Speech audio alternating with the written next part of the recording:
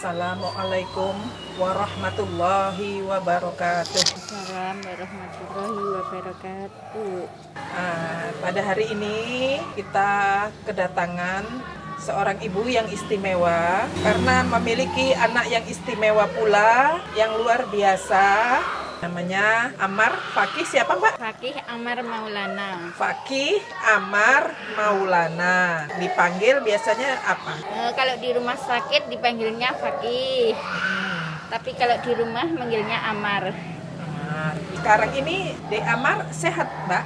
Alhamdulillah sehat. Kalau boleh tahu, ini Dek Amar ini itu istimewanya apa, Mbak? Yang itu kok ada sepertinya terpasang alat gitu. Oh, ini namanya tracheostomi.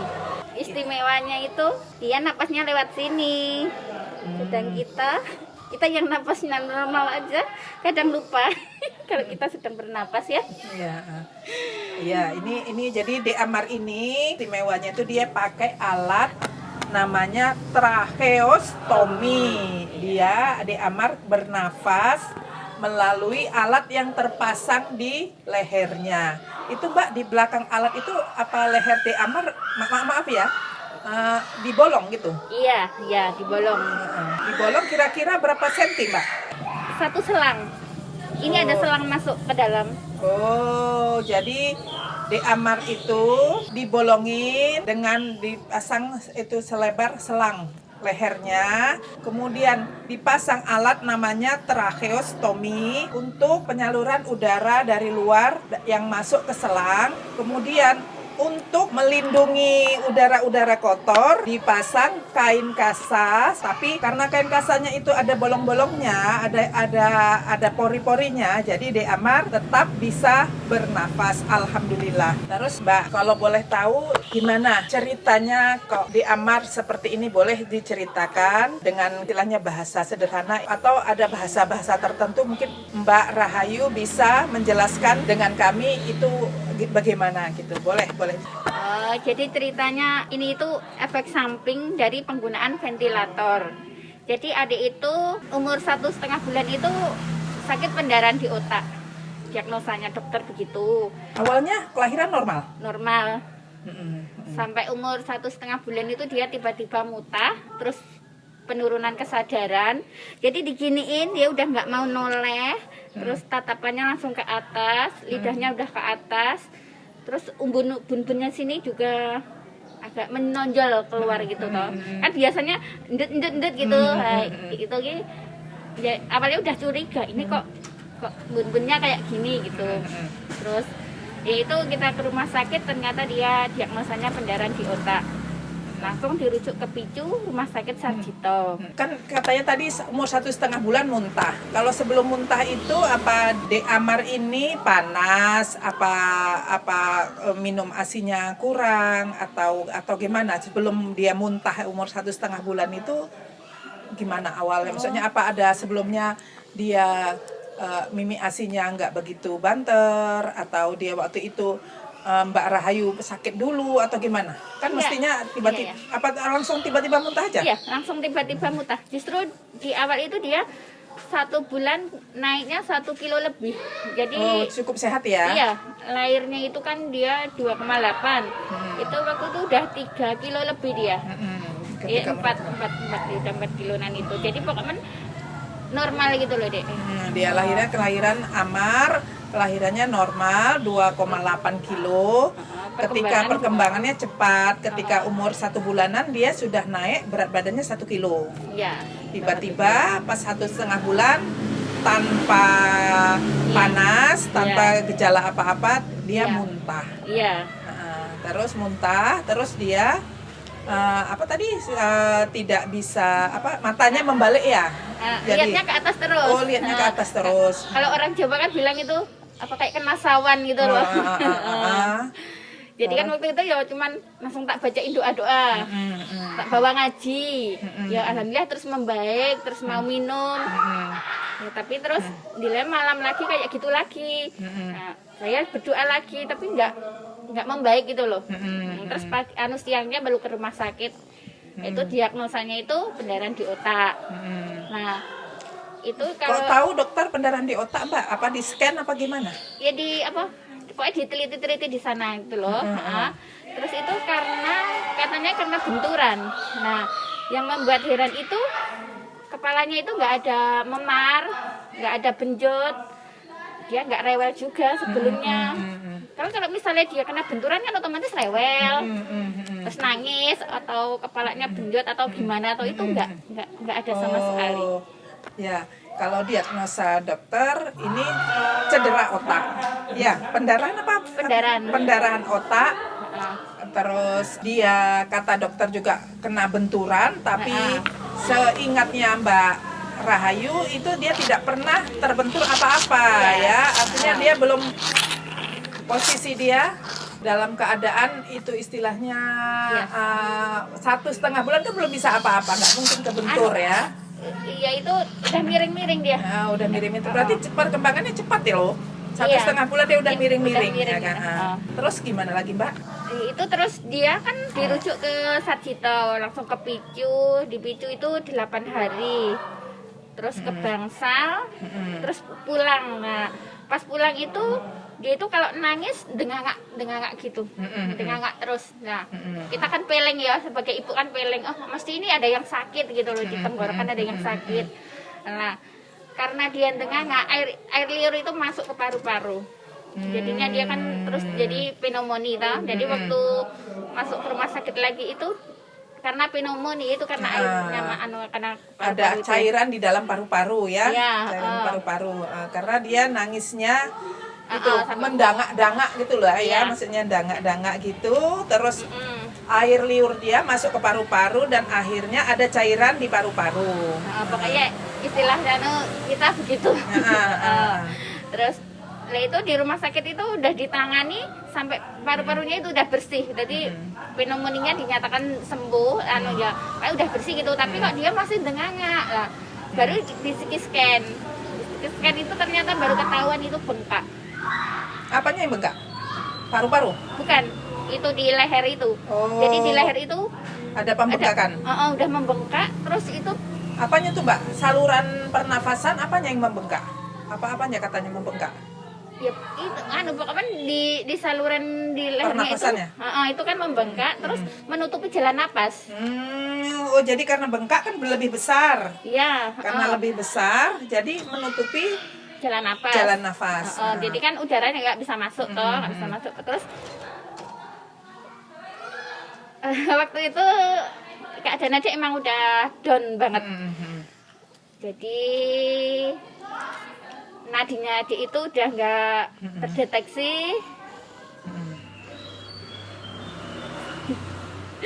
Terus dia itu sama dokter itu udah bilang kalau oksigennya itu udah nggak masuk ke otak. Jadi tinggal kerja alat. Jadi dokter cuma bilang suruh sabar dan ikhlaskan. Tapi kita sebagai ibu yo tidak semudah itu kan bilang ikhlas gitu. Ikhlas ya gampang ya kita bilang ikhlas, tapi kenyataannya itu sulit. Waktu itu aku cuma berbisik sama adik, seandainya ini satu-satunya jalan menuju ke surga, ibu ikhlas. Tetapi ibu mohon berjuanglah, jangan menyerah. Sakpol kemampuanmu. Setelah itu aku mencoba mengaji di dekat adik, ambil Quran. Tapi itu tulisannya nggak kelihatan. Kenapa nggak kelihatan? Nangis? Iya, pokoknya tulisannya nggak kelihatan, suaraku pun nggak keluar. Saking itu ya sedihnya hati ini ya. Iya mungkin begitu. Terus itu tiba-tiba aku kayak tertidur di atas Quran. Jadi posisi aku kepala aku di atas Quran gitu. Terus di sepertiga malam itu dokternya nepuk aku bauku toh, langsung aku baru sadar. Terus dokternya bilang, "Bu, ini itu suatu keajaiban. Ini di luar kekuasaan dokter." Aku langsung syukur, alhamdulillah, langsung aku dekati adik, aku pegang adik. Emang benar. Iya, udah bergerak-gerak. Udah ada gerakan, terus dia juga nangis lirih. Padahal sebelumnya itu mukanya udah biru, Terus tangan kaki itu aku angkat udah ringan banget. Ya pokoknya alhamdulillah banget kayak gitu. Itu usia dia berapa bulan tuh? Itu usia 3 bulan. Usia 3 bulan ya. Iya.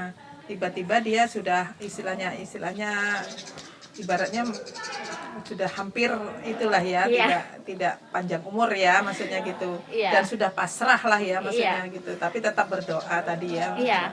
Soalnya waktu pas kejadian itu juga dari tim dokter itu udah merujuk adik ke Picu. Tapi dari Picu tidak menerima adik, udah nggak diterima karena keadaannya begitu Parahnya ibaratnya ya, maaf ya Mbak ya, parahnya. Iya betul. Terus itu udah pertama kali itu dipasang ventilator itu sampai 6 kali baru bisa, terus baru dirujuk ke Picu sebelumnya kejadian ini loh.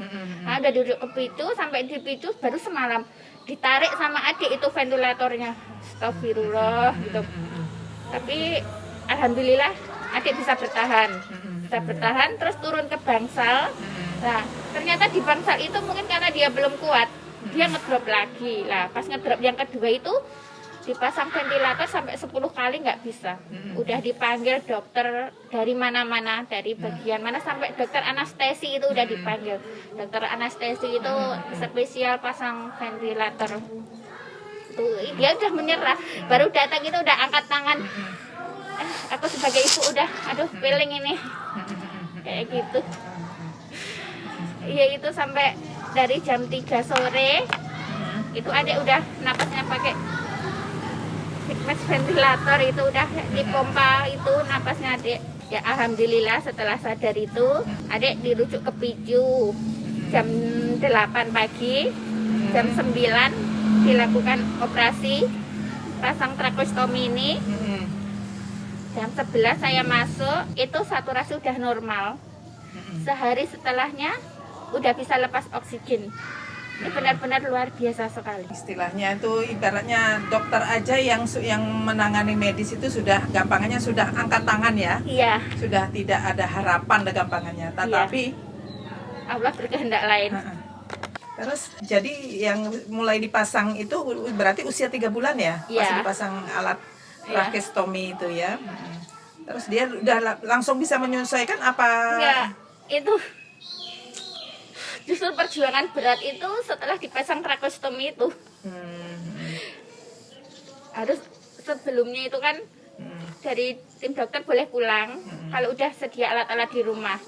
Dari oksigen, saksen, nebu, saturasi, pokoknya komplit itu harus ada di rumah gitu. Baru dokter boleh memulangkan si di Amar. Sedang kita posisi saat itu ya benar-benar nggak punya apa-apa lah. Iya, nggak ada ya. Semua udah kita jual-jual gitu. Terus tapi lagi-lagi Allah itu berkuasa dan maha. Aku waktu itu hanya berdoa, ya Allah udah menyelamatkan adik. Otomatis Allah mencukupi kebutuhan adik.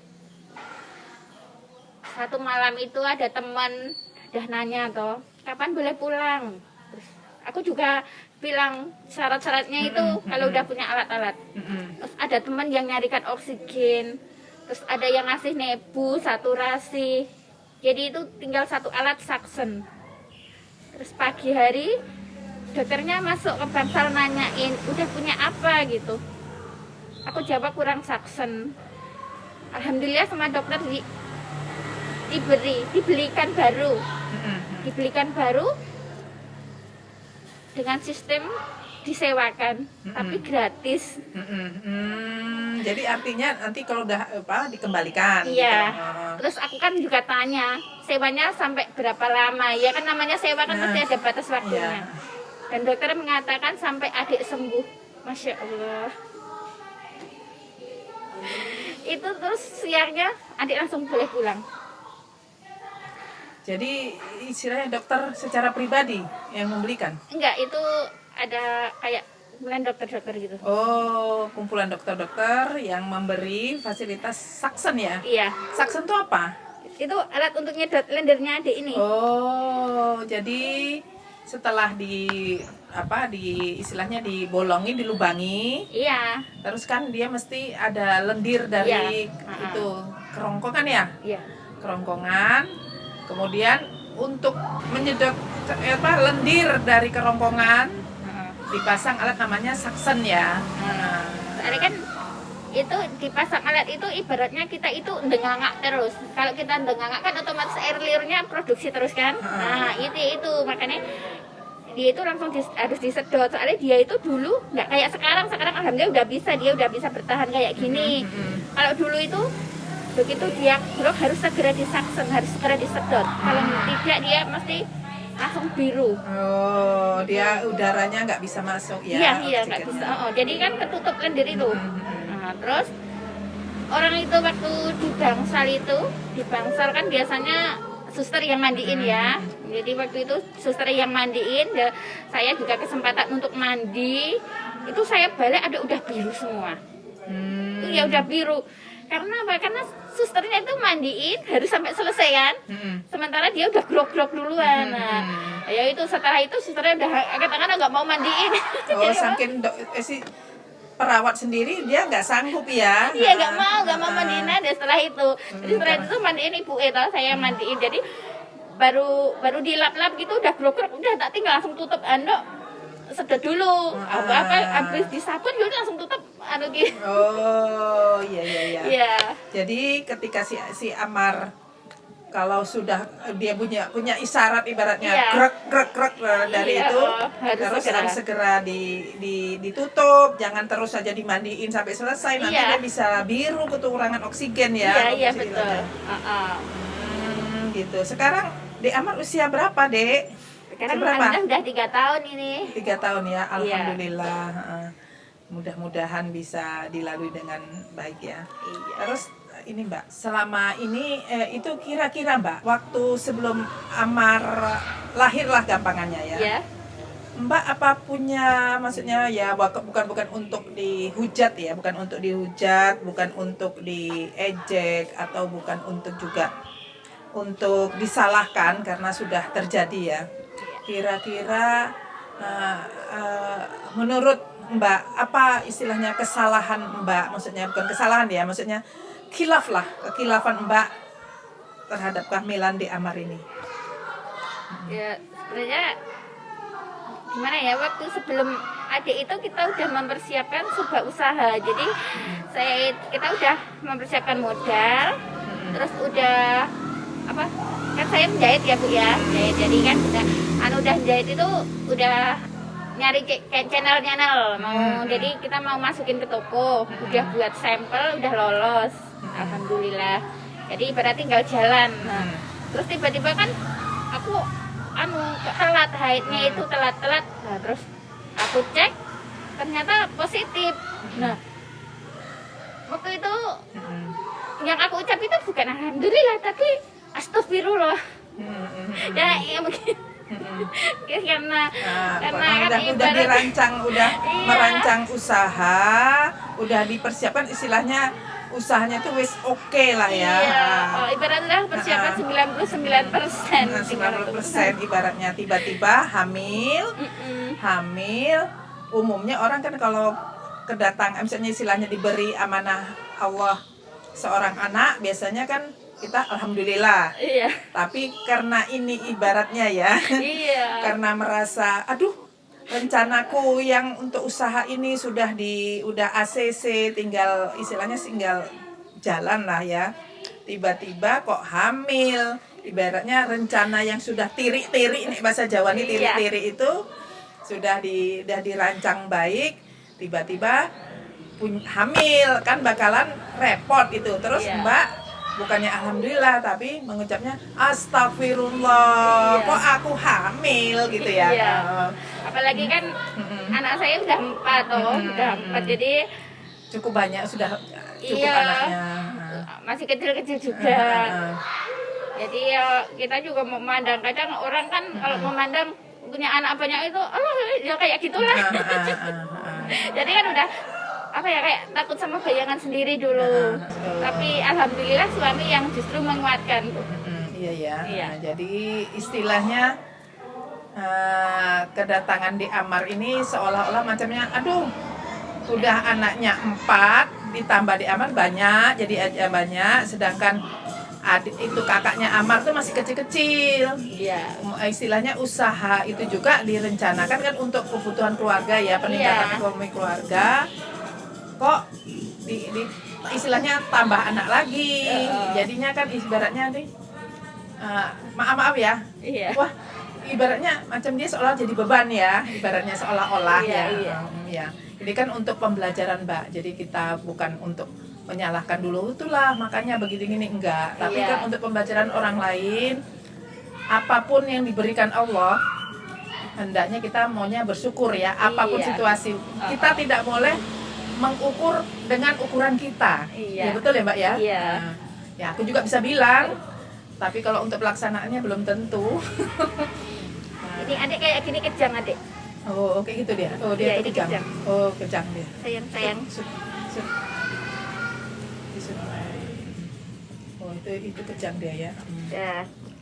Bismillah ya Allah. Iya. Terus yang apa ya itu kata-kata suami yang begitu teringat sampai sekarang. Itu suami bilang gini. Manusia itu punya rencana. Allah juga punya rencana. Tapi rencana Allah itu yang berhak untuk berlaku. itu benar-benar teringat terus sekarang. Betul. Aduh, aku nggak bisa komen deh. Kita tertawa dalam kesedihan ya Mbak ya sebenarnya ya. Betul lah ya, maksudnya manusia punya rencana, Iya. Allah punya rencana, tetapi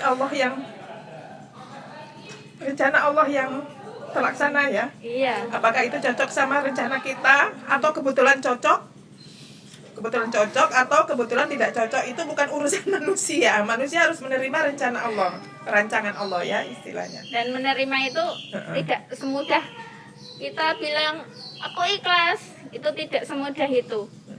Karena apa ya, kita udah perencanaan kayak gitu langsung ya ibaratnya kan langsung ambiar gitu loh. Itu berat banget. Iya. Apalagi terus berlanjut. Oh iya, waktu itu aku sempat menyembunyikan keberadaan adik. Jadi jangankan video atau foto, status aja nggak ada. Nggak pernah aku buat status yang tentang adik. Benar.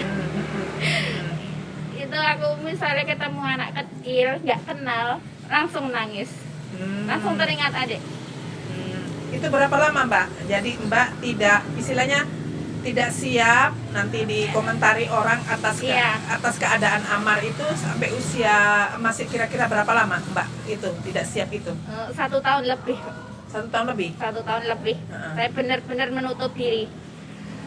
Sampai itu kadang perasaan kita ya. Misalnya ya waktu awal perawatan adik di rumah itu kan berat ya. Apalagi saya itu nggak punya BPJS Bu. Nggak punya BPJS, jadi apa-apa harus sendiri. Jadi adik itu waktu itu makan pakai selang disonde terus itu sekali ganti 180.000 1 minggu. Sementara aku dan suami itu nggak kerja, soalnya adik kan perawatan 24 jam. Ibaratnya Full perhatiannya full sama dia. Ya itu harus sedot itu tadi. Jadi apa ibaratnya aku mau ke kamar mandi aja harus nunggu bapaknya datang, harus nunggu bapaknya jaga adik. Jadi adik itu ke depan rumah aja nggak bisa, pokoknya nggak bisa jauh dari alat gitu. Jadi terus kita kerjanya ya alhamdulillah aku jahit di rumah, jadi kita gantian, aku jahit ya dapatnya seadanya, pokoknya sedapat-dapatnya dari rumah itu jahit itu. Terus udah gitu tabungan yang udah kita perencanakan itu habis, masih ditambah hutang. Terus aset-aset yang bisa dijual ya udah kita jual. Apalagi waktu itu anak saya yang nomor 1 kan masuk SMK.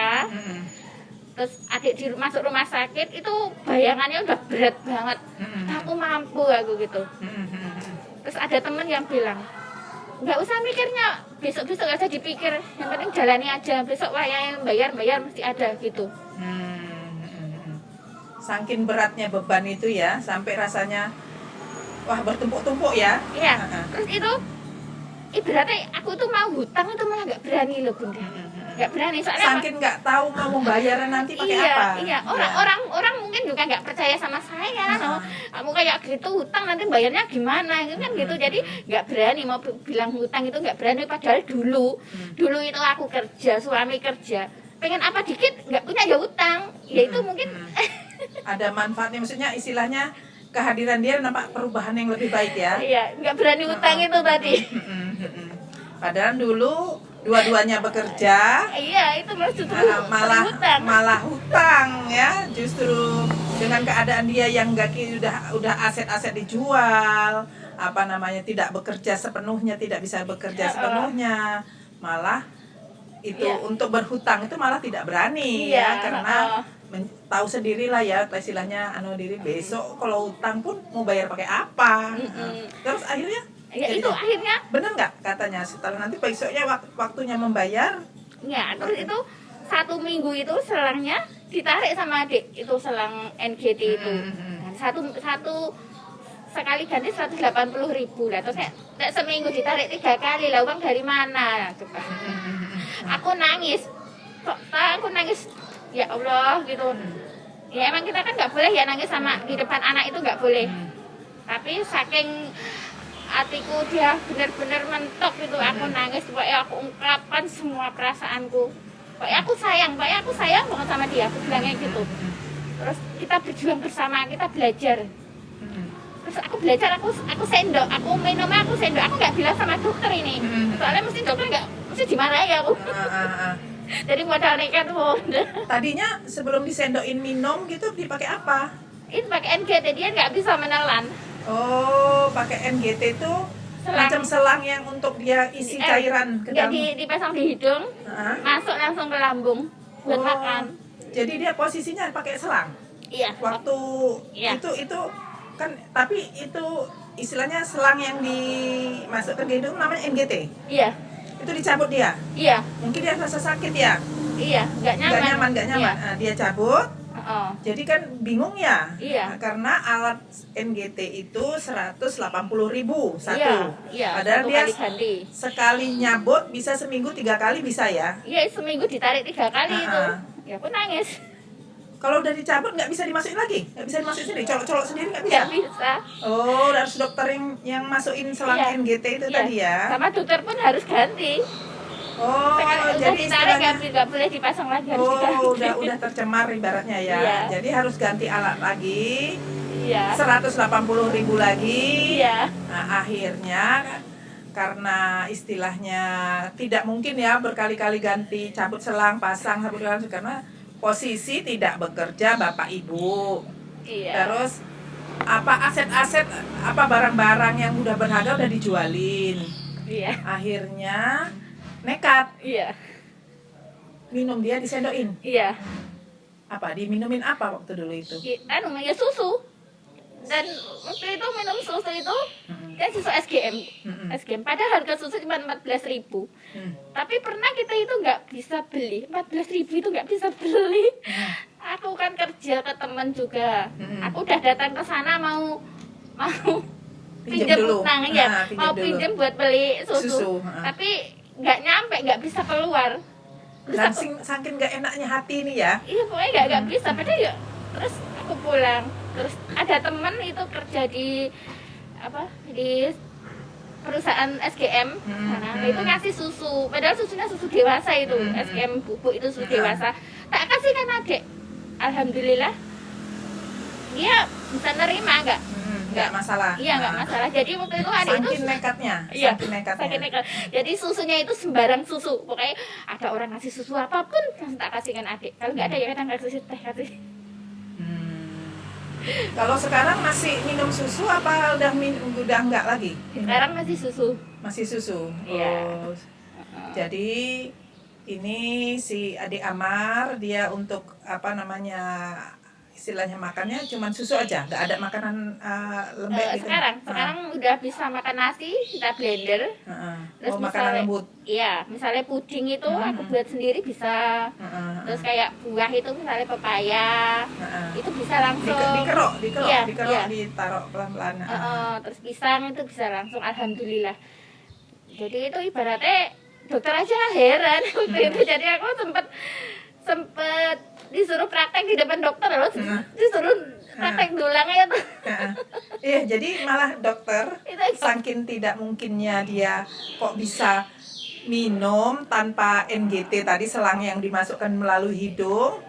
Kemudian itu apa? Bisa juga makanan yang lembek seperti pepaya, pisang yang lembek, bubur kalau di blender, nasi. Iya. Terus apa lagi tadi? Campur agar ya, puding. Itu dokter aja nggak percaya kalau si Amar ini bisa diberi makanan seperti itu tanpa selang. Jadi Mbak Rahayu di depan dokter suruh meraktekkan mendulang si Amar. Betul nggak ini dikasih makan pakai seperti itu? Soalnya dokternya takut adik kesedak. Ternyata nggak? Alhamdulillah tidak. Ya kalaupun tersedak wajar ya maksudnya. Terus ini saudara-saudara sekalian, maksudnya dulu dia mau beli susu seharga 14.000 aja tidak sanggup. Sekarang malah memberi susu ke anak yang lain yang minum susu. Saking dia maaf alhamdulillah rezeki dari Allah sampai dia berlebihan stok susu untuk Amar. Ya Amar ya. Iya, alhamdulillah. Ya kemarin ada anak kami yang butuhkan susu dan dia masih minum susu.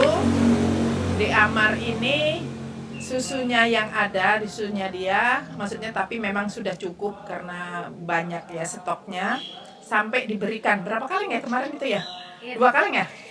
Ini alhamdulillah kan itu ada orang baik yang ngasih susu ke adik. Jadi untuk keperluan susu adik itu tiap bulan udah ditanggung. Jadi tiap bulan ada susu untuk adik lah. Adik itu kan kadang kan aku minta sekarang itu 4 kaleng. 4 kaleng kejang sur itu tuh. Nah, ini jadi kejang lagi adik ya. Ini kejang. Sayang. Adik sayang. Soleh. Nah itu terus padahal adik kan habisnya paling 3 lebih ya, 3 lebih, jadi tiap bulan kan ada sisa sedikit tapi kan lama-lama kan jadi 1 kaleng tuh lah. Kalau udah jadi 1 itu biasanya saya kasih ke teman, sedekahkan ya, maksudnya dibantu orang lain. Memang ada orang-orang misalnya ya istilahnya tadi pernah mengalami tidak bisa beli susu ya. Selain yang ibaratnya dokter tidak percaya dan istilahnya ajaib lah menurut dokter tadi, selain masalah makan, terus apa lagi? Ya itu bertahan tadi ya, alhamdulillah ya, bertahan hidup ya. Maaf, bertahan hidup. Iya soalnya waktu itu juga saya pernah mendesak ke dokter ya. Mendesak supaya harus jujur keadaan adik itu bagaimana. Kayak aku menuntut dia jujur supaya apapun keadaannya pokoknya harus berkata jujur. Iya. Dokternya itu cuma bilang gini, yang bisa dilakukan untuk adik itu hanya membuatnya bahagia. Aku tahu itu. Jadi ada kalimat tersirat di belakangnya itu yang mengatakan ya pokoknya ada pesan tersirat itu aku paham itu. Nah, jadi setelah itu oke, aku hanya membuatnya bahagia. Kadang aku menempatkan diriku sebagai adik. Nah, kalau aku di posisi adik kayak gini, aku suka apa, senang atau enggak gitu. Jadi misalnya kayak ya gimana ya, mungkin kayak adik ini harusnya perawatan full kayak gitu, kayak harusnya kayak gitu. Tapi aku kan adik itu harus bahagia, makanya kadang tetap tak ajak keluar. Kadang aku ajak jalan-jalan. Kadang ya jadi sekolah. Jadi ini ya Mbak ya. Jadi Mbak, karena kata dokter tadi, ketika Mbak bertanya suruh dokter berkata jujur. Tentang adik itu kira-kira gampangannya kemampuan adik atau kekuatan adik itu sampai kapan? Kekuatan Amar itu. Dokter itu tidak bilang, ini cuma bertahan berapa bulan. Enggak. Saking dokter itu sebenarnya setiap harinya ibaratnya harus ekstra siap sedia kapanpun ibaratnya Amar itu istilahnya tidak bersama Mbak lagi ya.